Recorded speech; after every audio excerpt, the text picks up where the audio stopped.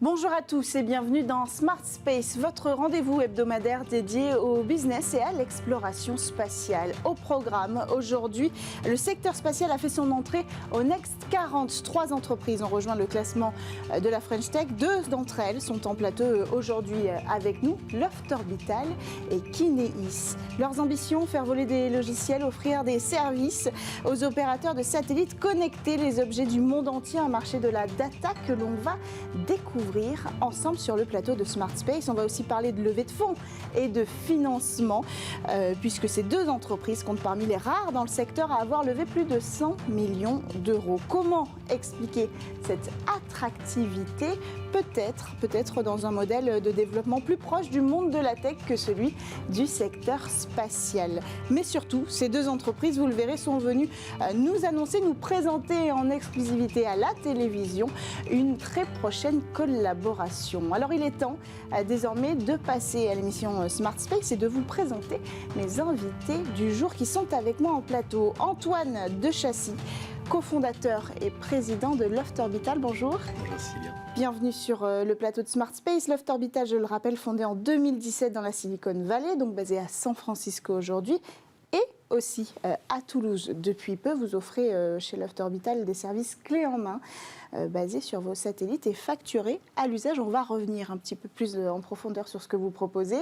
À vos côtés, Alexandre Tisserand, président de Kineis. Bonjour, bienvenue sur le plateau. Alors Kineis, fondé en 2018 à Toulouse, opérateur de satellites, et vous avez une ambition, déployer la première constellation française de mini-satellites destinée à l'Internet des objets.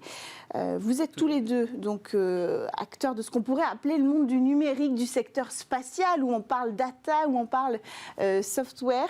Alors on va commencer peut-être par mettre en lumière cette branche assez mal connue dans ce secteur aujourd'hui, assez complexe aussi à déterminer. Alexandre, on peut commencer avec vous. Qu'est-ce que ça veut dire d'être opérateur de satellites spécialisé dans l'IoT ? Bien sûr, c'est une bonne question. Merci pour l'invitation encore une fois. Donc Kineis, on est effectivement un opérateur de connectivité globale dédié à l'Internet des objets. Donc on connecte n'importe quel objet partout sur la planète grâce à nos satellites. Aujourd'hui, on a 7 satellites qui volent et comme vous l'avez précisé, on va lancer l'année prochaine, en 2023, une constellation de 25 nanosatellites. Une petite maquette qui représente ici, peut-être qu'on la verra tout à l'heure, et qui va nous permettre de densifier la constellation, accroître ses performances et vraiment démocratiser l'accès à cette connectivité. Donc très concrètement, on va avoir des petits objets, des petits capteurs qui vont se trouver sur des animaux sauvages pour les scientifiques, sur des bateaux de pêche, sur des containers et d'autres flux logistiques. Tout un tas de secteurs avec lesquels on va pouvoir remonter un peu de data, donc une position, une température, une pression, une humidité, un déclenchement d'ouverture de porte, de la lumière, bref, peu importe. Cette data, elle est envoyée au satellite et elle est récupérée par notre data center à Toulouse, qu'on transmet ensuite aux clients. Et évidemment, le point très important dans tout ça, c'est que la couverture est absolument globale. Et là où les réseaux terrestres couvrent aujourd'hui que 15% de la surface du globe, donc vraiment l'entièreté du globe, et donc d'un pôle à un autre, je parlais des animaux, on suit des ours polaires, on suit des chameaux, des rennes, mais des bateaux de pêche au milieu du Pacifique, ou bien encore des containers qui se trouvent dans des ports en Asie du Sud-Est. Donc à la fois du hardware et du software. Exactement. Donc on lance des satellites, on les opère, comme on opère un réseau télécom en fait, et côté terminaux, côté objets connectés. Oui. Donc on fait un petit peu d'électronique, on fait un petit, je l'ai souvent avec moi, peut-être que je l'ai ici, mais on fait un petit module, voilà, qui fait 2 cm par 3, je ne sais pas si on le voit, mais qui permet avec ça, on met une petite batterie, on met une antenne et puis un petit capot, et ça se connecte directement au satellite. Ça permet de suivre vraiment ce qu'on veut, n'importe où, à n'importe quel moment. Antoine, à vous. Alors si je résume l'activité de Loft Orbital, finalement vous permettez en quelque sorte aux entreprises de faire voler leur logiciel. C'est assez bien résumé, en tout cas c'est un objectif. Oui. Vous l'avez dit, on est une société franco-américaine, née dans la Silicon Valley et qui grandit en France. On est une société qui permet à des entrepreneurs, à des sociétés, à des ONG, à des gouvernements d'accéder à l'espace de façon beaucoup plus simple qu'on ne peut le faire aujourd'hui. C'est-à-dire qu'aujourd'hui, il y a une grande complexité. On a dit que l'espace était simple. Grande complexité quand même du spatial et qui continue à grandir avec différents réseaux, de l'IoT, des télécoms, une explosion, on peut dire, des applications. Et nous fournissons l'infrastructure en orbite basse, l'infrastructure spatiale qui permet d'accueillir des clients qui veulent s'affranchir de la complexité d'une mission.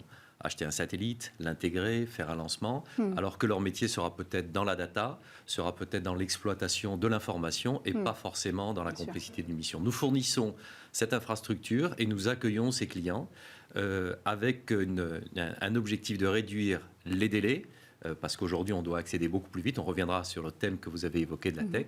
Des délais beaucoup plus courts, un coût partagé. La seule façon, c'est de partager la ressource pour pouvoir faire diminuer le coût. Et évidemment, une fiabilité des services. D'où les partenariats qu'on a pu faire avec des fournisseurs de plateformes. Alors la grande nouvelle du jour, c'est justement que ces services que vous proposez, vous allez les proposer à Kineis. Donc je vais vous laisser nous détailler cette information, mais vous l'avez dit Alexandre, vous avez déjà 7 nanosatellites dans l'espace, vous voulez en envoyer 25. Mais pas avant 2023, avec Rocket Lab, l'entreprise américaine qui propose des lancements de petites charges dans ces fusées. Donc, qu'est-ce que ça veut dire? Est-ce que grâce à Loft Orbital, on ne sera pas obligé d'attendre 2023 pour vous voir dans l'espace de nouveau? Alors, en effet, on va tirer du coup des satellites avant 2023, ça c'est la bonne nouvelle. Ouais. Et donc, effectivement, on les lance depuis la Nouvelle-Zélande par cette entreprise l'année prochaine, donc la constellation de 25 nanos. Et en fait, ce qu'on fait avec Loft Orbital, c'est qu'on prépare l'avenir. C'est-à-dire qu'on investit pour tester de nouvelles fonctionnalités, tester de nouveaux services en orbite, pour qu'ensuite on puisse les déployer sur notre constellation une fois qu'elle sera en vol.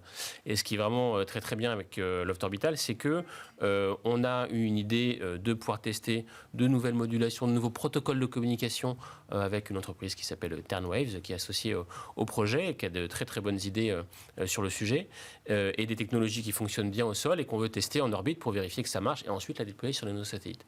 Souvent, comme le disait Antoine, c'est long de faire ça parce que avoir l'idée, construire le satellite, le tester, le retester, le surtester et ensuite l'envoyer, tout ça peut prendre beaucoup de temps, 2 ans, parfois plus, sauf si on a des choses sur étagère. Mais là, précisément, on est dans de l'innovation, on est dans de la nouvelle fonctionnalité, du test.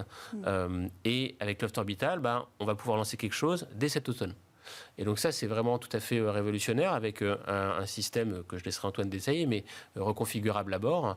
On va pouvoir monter notre logiciel sur ce satellite-là, faire des tests, quelque part remodifier le logiciel et refaire des tests, de sorte qu'à la fin, on ait des informations pertinentes qui nous permettent de se dire si cette nouvelle technologie, qui pourrait apporter de nouvelles performances à notre service, peut être implémentée sur notre constellation qu'on va lancer l'année prochaine. Donc concrètement, ça veut dire que quoi? En septembre, vous parlez d'automne, peut-être au mois de septembre, vous partez avec Loft Orbital tester vos nouvelles applications logicielles sur des satellites Loft Orbital. C'est ça.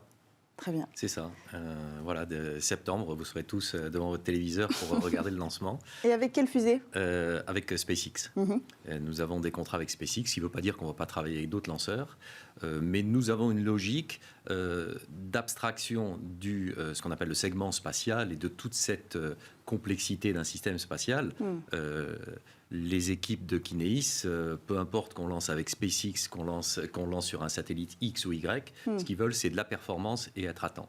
Et ça, c'est un renversement de la logique qu'on connaît dans le spatial, où d'habitude, vous avez une application et puis ensuite, tout se déroule, y compris les coûts et les délais, en fonction des contraintes du système et pas en fonction de contraintes économiques. Donc nous avons un satellite qui est prêt, nous avons un lancement qui est déjà réservé et nous mettons à disposition de sociétés comme Kineis et d'autres, puisque ça sera des ressources partagées, des ressources pour pouvoir faire du processing à bord afin qu'ils fassent tourner leurs applications. Et ça, tout est préparé, ce qui nous permet ensuite d'être à l'heure pour les lancements et de leur dire oui, vous avez effectivement une capacité de voler dès le mois de septembre. Et on a une date ?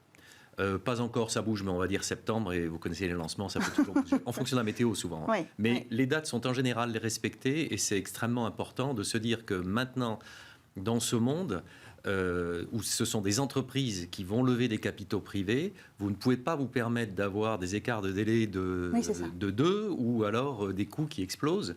Vous devez respecter des délais, respecter des coûts. Et avec ce cercle vertueux qui se met en place, vous pouvez dire à des investisseurs, voilà, chaque année, je vais faire voler un démonstrateur qui va être amélioré, etc. Et nous permettons simplement de faire voler ces entreprises, quelles qu'elles soient, qui vont ainsi pouvoir lever de l'argent et ainsi croître. Mais ça, c'est une vraie révolution dans le secteur, finalement, parce qu'on est habitué à avoir ces délais du secteur spatial extrêmement longs, et ce qui explique aussi peut-être la réticence des investisseurs qui savent que avant d'avoir un retour sur investissement, il faudra attendre très longtemps, sans avoir de garantie tout de suite que l'investissement sera payant. Donc là, on change complètement schéma. C'est cette idée aussi d'aller chercher dans la tech, de pouvoir montrer très vite la valeur de la technologie pour ensuite aller chercher des investisseurs. Alors je dirais, ce n'est pas une révolution, c'est une autre façon de faire du spatial. Ça ne veut pas dire que le spatial, tel qu'on le fait traditionnellement, ne va pas continuer. L'exploration, le James Webb Telecom, on ne va pas faire ça tel que nous gérons nos propres missions. Et nous nous appuyons sur des grands acteurs du spatial pour notamment toute la partie fabrication du satellite. Donc c'est juste un complément. Effectivement, avec des analogies dans le monde de la tech où vous devez avoir des cycles beaucoup plus courts, des essais, des tests qui sont beaucoup plus courts parce que ça permet de progresser plus vite. Et c'est une course de vitesse où en face de nous, on ne trouve pas les grands acteurs du spatial, on trouve les grands acteurs de la tech. C'est ça. Les Amazon, les Microsoft, les Google, etc. Donc c'est face à eux que nous allons être. C'est eux qui rentrent dans le spatial. Il n'y a aucun complexe à avoir, même si ce sont des géants. Il faut simplement apprendre à bosser différemment, tout en intégrant bien entendu les acteurs traditionnels du spatial avec qui tous les deux nous travaillons. En fait, tous les deux, vous êtes un petit peu le fruit de cette ruée vers la data qu'on qualifie aujourd'hui. On parle même d'autoroute de la donnée entre ciel et terre. Ça explique aujourd'hui qu'il y ait des mutations, qu'on aille plus vite, que vous soyez aujourd'hui en face de concurrents géants de la tech et plus géants du spatial, Alexandre ? Il y a plusieurs phénomènes. On est vraiment dans l'émergence du spatial comme un service, comme des services spatiaux, le spatial as a service, on pourrait dire. C'est effectivement ce qui a pu se passer dans la tech il y a pas mal d'années maintenant, où avant il fallait faire son petit logiciel et puis avoir ses machines, son data center, et puis quand ça montait en puissance, il fallait racheter des machines et les remettre dans son data center. Et puis après, a été développé le cloud, et maintenant vous allez sur n'importe quel provider de cloud, vous développez votre appli en ligne, et puis ça scale tout seul. Voilà. Et donc c'est vraiment vers ça que s'oriente ce genre de mécanisme nouveau côté spatial. Et donc oui, il y a une convergence un peu des mondes, parce que d'une part, il y a un accès à l'espace qui est beaucoup plus facile de base, parce que on miniaturise les satellites, parce que ça, c'est les effets de la miniaturisation en soi. Par ailleurs, l'accès à l'espace coûte moins cher. Donc, pour un même kilo à lancer, ça coûte moins cher de le lancer. Donc, on gagne deux fois. C'est-à-dire qu'à la fois, il y a moins à lancer parce qu'on fait la même chose dans moins lourd. Et à la fois, chaque kilo qu'on lance, il coûte moins cher. Donc, c'est deux fois moins cher, quelque part, de le faire. Donc, déjà, le capex de départ, il est moins important. Et avec des systèmes comme ce que développe Loft Orbital, en plus, on va commencer à abstraire le capex pour celui qui veut tester une nouvelle application. Oui, en fait, il n'y a plus besoin de cette verticalité avec laquelle on était habitué quand un géant de la tech, par exemple, ou de notre secteur s'emparait d'un sujet. Voilà, il partait du point A, du début de la chaîne de production jusqu'à la fin. Là, c'est plus la peine de créer son satellite, de créer le service, de savoir comment envoyer, d'avoir sa propre fusée. C'est cette notion de créer des services dans le spatial grâce au numérique. Exactement. Et du coup, ça permet derrière de concevoir son application presque pas complètement parce qu'on n'y est pas encore, mais quasiment indépendamment de l'infrastructure. Et donc c'est cette couche d'interface que permet Loft Orbital dans son développement, c'est de se dire d'accord, moi je me concentre sur ce qui m'intéresse, à savoir la data, ce que j'en fais et à qui elle peut servir, et je passe pas et du temps et de l'énergie et de l'argent à concevoir le satellite qui va avec, parce qu'il y a des gens qui font ça très bien et dont c'est le métier et qui vont le faire pour moi de manière plus optimale. Alors on voit que effectivement, c'est peut-être un des secteurs les plus florissants du secteur spatial aujourd'hui, puisque vous avez rejoint le Next 40. On va venir à ce sujet. L'autre entreprise qui est à vos côtés est aussi une entreprise qui gère des données, plutôt pour l'environnement. Qu'est-ce que ça représente pour vous d'avoir rejoint le Next 40, Antoine ? Vous avez parlé, quand on a préparé, que finalement c'est plus anecdotique que symbolique. Non, c'est pas anecdotique. C'est anecdotique d'être une société du spatial. D'accord. Rejoindre un Next 40, c'est pas du tout anecdotique. Oui, vous faites pas la différence en fait. Entre... Non, on est une boîte essentiellement tournée autour de logiciels. Oui. On a des partenaires qui sont traditionnellement dans le spatial, mais pour nous c'est très important d'être dans le Next 40. Ça donne une visibilité. Pour reprendre un point, on voit toujours ces oscillations entre le spatial et le numérique. L'espace, c'est la Terre. c'est pas un monde ailleurs. On a besoin de plus en plus de données. Il y a des moyens de calcul et de processing illimités. Toutes les applications qu'Alexandre a citées, c'est tous les jours dont on a besoin. L'observation environnementale, c'est en temps réel qu'on doit voir ce qui se passe sur notre planète. Rien de mieux que de faire ça depuis l'espace. Ce sont les moyens numériques et les technologies numériques, c'est-à-dire du logiciel essentiellement, qui viennent envahir l'espace. Et là, on retrouve tout à fait les logiques des boîtes qui sont dans le Next 40. Un développeur qui va être sur une boîte de tech va pouvoir venir travailler chez moi de la même façon, sauf que son logiciel va voler. Petite différence, mais ceci dit, dans les technologies ça fait la différence d'ailleurs. Ça fait la différence parce que pour un jeune ingénieur qui veut venir travailler chez nous, c'est très cool. Ouais. Ça, c'est sûr. Ouais. Mais ensuite, ce sont beaucoup de technologies du numérique, d'une part. Donc, ce monde du numérique qui vient dans le spatial. Et nous, Loft, on est un peu entre les acteurs traditionnels et on peut attirer des jeunes notamment qui vont venir travailler chez nous, qui vont venir travailler chez vous aussi. La deuxième chose, c'est que dans les logiques économiques, on trouve ces cycles de levée de fonds, de contrats et puis derrière de croissance de la société qu'on n'avait pas avec des cycles beaucoup plus longs et des domaines beaucoup plus régaliens avant. On est dans l'économie numérique et ça c'est tout à fait la logique du Next 40. Et là je veux souligner également le rôle qu'a eu en tout cas la région Occitanie et puis le CNES d'amorcer un cercle vertueux, de pouvoir financer ces innovations très en amont, parce qu'il s'agit des innovations, ce qu'on va faire, un laboratoire radiofréquence dans l'espace. Et donc, ils nous ont aidés à pouvoir mettre en place un contrat. Il s'agit d'un contrat commercial. J'ai des prestations que je dois à Kineis. Et ça va nous permettre après ça de donner un exemple. Nous avons déjà des clients aux États-Unis, par exemple, qui sont très intéressés de se dire « Ah bah tiens, les Français font ça. Deux sociétés, effectivement, qui sont des boîtes de tech, vont développer ces technologies. Ça nous intéresse beaucoup. » Donc, je voulais souligner ce rôle vertueux, notamment de la région et du CNES. Alexandre, votre société Kineis a levé un peu plus de 100 millions d'euros l'année dernière. De votre côté, Antoine, c'était 140 millions d'euros en 2021. De dollars, précisément.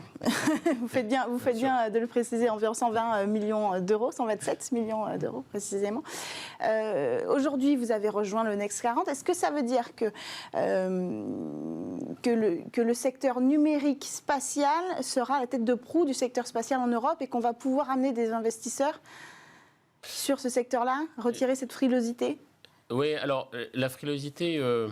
il ne faut pas se tromper d'analyse, je pense. C'est-à-dire que le spatial est perçu encore aujourd'hui, et quand même un peu à juste titre aussi, comme quelque chose de risqué. Oui. Et de fait, le spatial, c'est difficile. Pas plus tard que hier, Elon Musk a perdu 40 satellites qu'il avait lancés il y a 15 jours. À cause d'une tempête magnétique. Solaire. Bon. On n'a pas le luxe de perdre 40 satellites comme ça un beau matin. Mais... Sur 49 en plus. Ouais. Quand même... donc effectivement, ça reste quelque chose de risqué, mais avec tout ce qui se développe, à la fois des coûts qui sont plus faibles, à la fois d'autres logiques de développement, on permet de mieux répartir le risque et du coup de mieux le maîtriser. Et ça, c'est des choses que du coup les investisseurs commencent à voir. Ils commencent aussi à mieux comprendre les mécanismes. Et puis, comme on disait tout à l'heure, dès lors que je peux me concentrer sur mon application, c'est des choses qui sont plus facilement appréhendables. Et alors que quand on part de toute la chaîne en disant je vais faire de l'imagerie satellitaire pour aller vendre à des agriculteurs pour leurs champs, et que je remonte jusqu'à fabriquer des satellites, c'est compliqué pour un investisseur de se dire sur toute la chaîne où est-ce que vous avez tout maîtrisé, etc. Quand vous êtes spécialisé sur quelque chose, c'est des objets qu'on comprend mieux, des business models qui sont plus clairs, et du coup il y a plus d'intérêt pour ça. Antoine, ce sera le mot de la fin.